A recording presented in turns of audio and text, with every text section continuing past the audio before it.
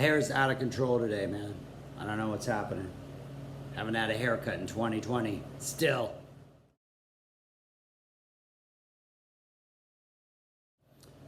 Hey, welcome back.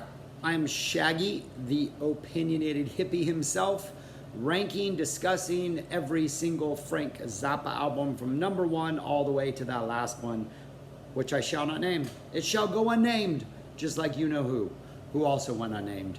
But anyways, we are now number 19, the best band you never heard in your life. So this is another of three 1988 tour documents. Frank released already on my list in the top 10, Make a Jazz Noise Here. That was released last. That is the jazzier, instrumental, jammier, improvier aspect of the 88 tour. Broadway the Hard Way, which featured the new songs, and then the CD version had other things other than the new songs. And then this one, which is sort of the cover version, greatest hits, guitar solos, secret words, every other wacky thing that the 1988 band did. If you do not know, the 1988 band was Frank's final tour, had a 5-piece horn section. And it wasn't just a horn section like, you know, Phil Collins would have in the studio, doot, doot, you know, just dropping in these little bursts. Like Frank rearranged the material to include the horns in like every aspect of every song. So you get them playing, you know, all of the parts, you get solos, you get surprises, you get some wackiness, you get some genuine jazz inspiration. You kind of get a little bit of it all. Like Frank's not just gonna put 5 horn players up there and have them just like do background bursts. Like he sort of rearranged the catalog. So like every song you feel the full weight of these players and their presence. And this album is really just a fun, great song selection, some amazing solos, and cover songs. Let's get to the cover songs. So I had to pull the list up because I'm going to try to do it without forgetting, but these are all the cover songs on this album. Ring of Fire, which apparently Johnny Cash was supposed to show up and perform it with them. He got sick, so he cannot come tonight. And so Mike Keneally does what is obviously supposed to be a Johnny Cash impersonation. I guess it's good. I don't know. We get I Left My Heart in San Francisco as part of, always played as part of Who Needs the Peace Corps on this tour. You get Bolero, Ravel's Bolero, which is fantastic. Sounds like something Frank would have written had Ravel not already written it. You get sound check versions of Purple Haze Into Sunshine of Your Love. That is amazing. Purple Haze sounds like an early 80s electronic sort of Flock of Seagulls, maybe late 70s Gary Newman keyboard track, like really weird synthesizers. Frank comes in and destroys it with this guitar solo that's just noise and feedback and just an assault on the senses. Ike is singing it. That goes directly into Sunshine of Your Love, in which kind of has a callback to Purple Haze, and then they play the first verse, and then the chorus has sort of a mariachi feel, and then the second verse, Mike Keneally shows up doing his Johnny Cash voice, with Bobby Martin screaming in the background. Great. You get a medley of When Irish Eyes Are Smiling and The Godfather, which they played a couple times, twice I think on the tour. You get a cover version of In Torture Never Stops. That is a long song that Frank would mess with a lot in the 80s. You get a verse that's done to the I Love Lucy theme song, plus you get a Bob Dylan parody, plus after that in Lonesome Cowboy Burt you get sort of a Laurie Anderson parody. Not sure many people remember who Laurie Anderson was. I think she's on Peter Gabriel's So album. She did some sort of eccentric, independent performance art type stuff in the 80s, kind of along the lines of something you think David Byrne might do. So she was big. Her album, I think it's called United States of America, was like this multi-disc set that was pretty big in the 80s. I might be wrong about that. I'll look that up, and if I am. But Laurie Anderson, there's a little weird Laurie Anderson homage in this. And then the coup de grace, apart from sort of the Blue Danube reference in Eric Dolphy Memorial Barbecue. And I think I'm missing one. I don't, maybe that's all of them. I have the list over there. No, I got all of them somehow. But the coup de grace, the closer on this album, Stairway to Heaven. A cover of Stairway to Heaven. And over the course of the tour, the band did different versions of this cover. When they were touring the States, it started off exactly as Stairway to Heaven with Mike Keneally just doing the actual guitar intro, and then it would kind of switch gears and change tempos throughout the course of the song. This one is the Europe version, which starts off as a full-on reggae, full-on sort of, you still got that like do no no no no intro, but there's a reggae groove. And then going into the guitar solo, I'm not going to give that away. You got to hear that for yourself. But what Frank does with the guitar solo section is worth listening to this entire album just for that experience. But the covers alone are a blast. Apart from the covers, you pretty much get a parade of amazing Zappa songs, some kind of rare, some tour favorites, some just random, wow, this sounds great by this band. So you get a Heavy Duty Judy, which originally was like on Shut Up and Play Your Guitar. You get that full song with horns. You get a Cosmic Debris song, which has been released a lot but sounds really good with horns, a Finder Finer. You get the aforementioned Who Needs the Peace Corps, Zombie Wolf with the horns, with a really sort of slinky, spacey, not spacey and effect laden, but it has this really pure crystallized kind of space icy guitar sound in the solo that is really interesting.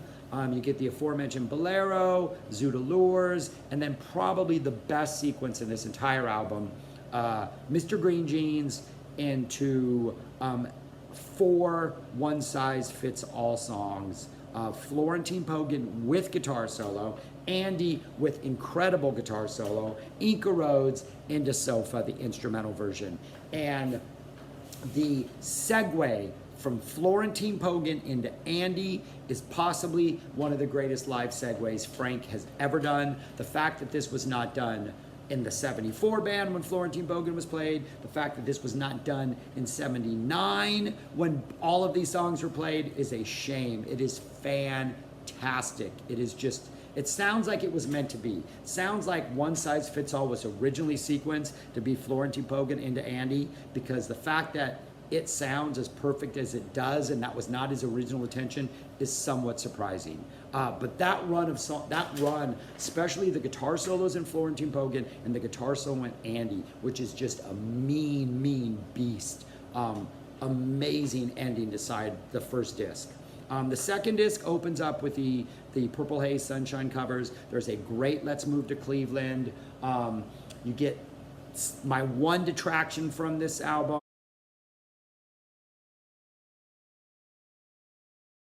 Oh yeah, that track I don't like. A few moments with Brother A. West.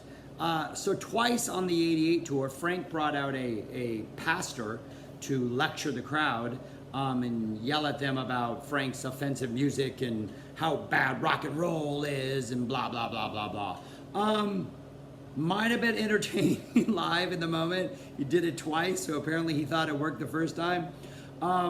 There's a track on here between When Irish Eyes Are Smiling, The Godfather, that little sequence, and The Torture Never Stops, in which Frank presents 4+ minutes of this guy yelling at the crowd.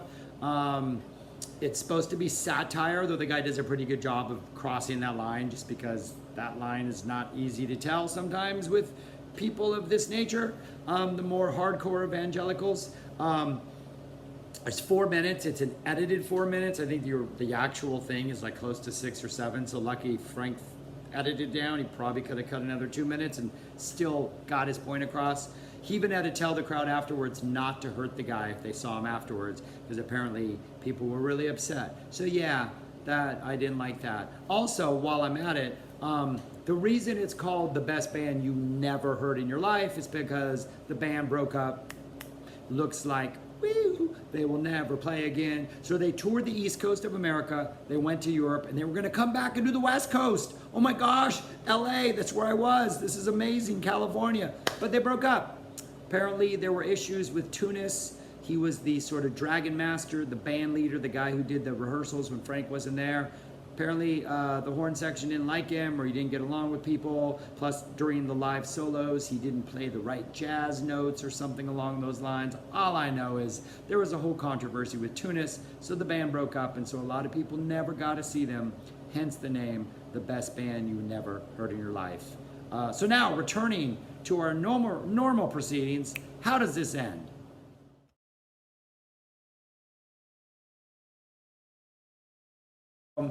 Before you go into The Torture Never Stops, which is just this beast. It's The Torture Never Stops. It's huge in the beginning. You go through a couple verses, and then Frank throws in the I Love Lucy, he throws in the Dylan. You get a Bonanza, that's what I forgot. They do the Bonanza theme song. That goes into Lonesome Cowboy Burt from 200 Motels. They mess around with that for a while. They go back into The Torture Never Stops for the guitar solo. They finish that out pretty much straight. And then you get a More Trouble Every Day with Keneally just tearing up the guitar in the beginning. You get a Penguin in Bondage with what I think is a Keneally guitar solo. It might be Ike, but it sounds more like Keneally. It's a great, I think just a great, your typical Penguin solo, you know, just this amount of time, you got like 8 bars or whatever it is, do your thing. Keneally kills it. Then you get the one sort of jazz concession on this album, Eric Dolphy Memorial Barbecue from Weasels With My Flesh. Phenomenal, sounds great with the horn section. Frank picks out some good horn solos from there, from the 3 different versions. I think they only played this 3 times. Maybe they played it more, but this comes from 3 different versions of that song, and Frank does a pretty good job of editing those together and picking the right solos. And then it closes with the aforementioned Stairway to Heaven, which is just a phenomenal cover.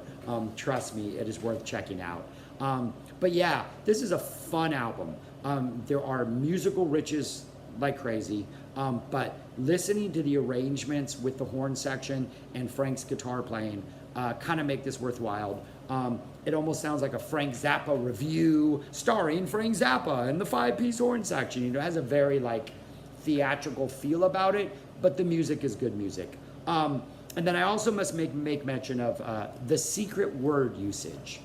So Frank, if you're at all familiar with Frank, he will change words to songs live. He will let other singers change words to songs live. And it usually has to do with something that happened in the day. It has to do with a running joke the band has, something they see in the crowd. And it would occur throughout Frank's career, but especially in the 80s, starting 84 and 88, the secret word usage just became like one of the attractions of the show. It almost was to the point where like every show had to have a secret word. Like you even get the experience in the 88 tour where people are holding up signs that say, Frank, what is the secret word for tonight? This release has references to a whole bunch of shows and a whole bunch of secret words. I think you get the Mud Shark secret word in Finder Finer. Ring of Fire obviously became a secret word in which there were a whole bunch of Ring of Fire jokes. That repeats throughout this. Different other tracks have secret words. Obviously, now that I'm trying to think about it, they escape. But the secret word man is, the Jimmy Swaggart. Swaggart was a television evangelist back in the day. He got in trouble. There was a lot of secret word usage around Swaggart. More Trouble Every Day and Penguin and Bondage just get completely subverted by this. Lonesome Cowboy Burt gets completely subverted by this, where the words are completely changed. So there's a lot of that on here. And that brings sort of the comedic aspect to Frank in probably his best way. I think their ability to think on the fly and make up these jokes and try to make it work in tempo or in the meter of whatever the song is part of the humor of why it's funny and why it's enjoyable. And so these are all really good examples of that. So yeah, 2 discs, released in 91, the 88 live tour, a phenomenal album, a really, really good. Number 19, the best band you never heard in your life. Check it out.